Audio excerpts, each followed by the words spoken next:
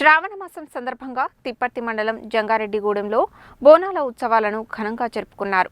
డప్పు చప్పుళ్ల మధ్య బోనాలను ఊరేగింపుగా తీసుకువెళ్లి అమ్మవారికి నైవేద్యం సమర్పించారు.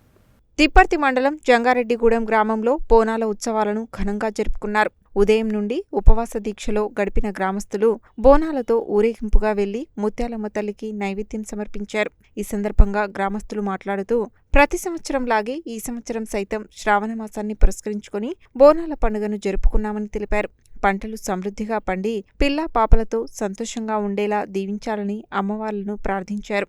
ఈ కార్యక్రమంలో భీమనబోయిన జానయ్య, బొక్క నరసింహ, శిరసవాడ గోవర్ధన్, పోలబోయిన కిరణ్ కుమార్, కోట్ల వెంకట్, కుంభం సతీష్, శ్రీను, లింగంపల్లి పరమేష్, బొడ్డుపల్లి పరమేష్, జానయ్య, శిరసవాడ లక్ష్మయ్య తదితరులు పాల్గొన్నారు.